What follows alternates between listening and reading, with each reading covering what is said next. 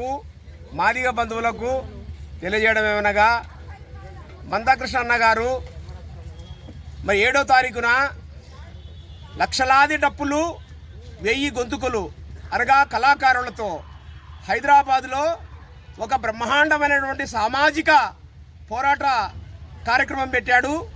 ఆ కార్యక్రమానికి ఈ రాష్ట్రముగా కాకుండా తెలంగాణ, అలాగే కర్ణాటక, తమిళనాడు, ఉత్తరప్రదేశ్ నుంచి కూడా మరి వేలాది మంది డప్పు కళాకారులు కదిలొస్తున్నారు. ఎస్సీ వర్గీకరణ కోసము రేవంత్ రెడ్డి ప్రభుత్వం మీద ఈ పోరాటము.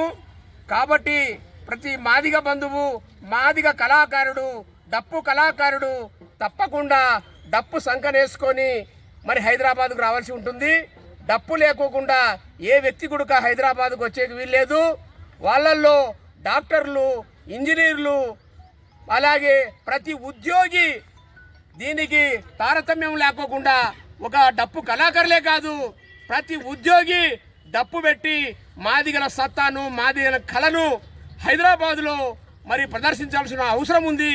దీనికి సంబంధించి తప్పకుండా మరి ఈ యొక్క తాడపత్రి నియోజకవర్గం నుంచి వందలాది డప్పులు తరలిస్తున్నాము. హైదరాబాదులో ఒక బ్రహ్మాండమైనటువంటి సామాజిక కళా పోరాటానికి నాంది పలుకుతున్నాము.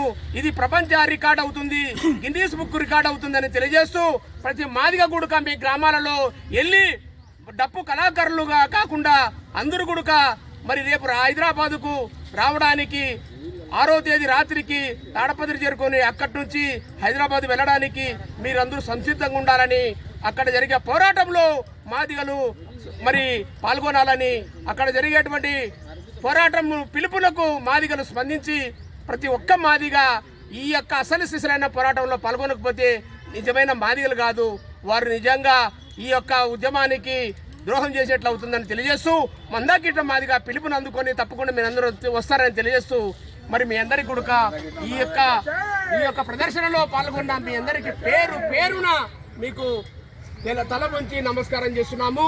ఇంత కష్టపడి మీరు మీ అందరి కొడుక మరి డప్పుల ద్వారా కళాభివందనాలు.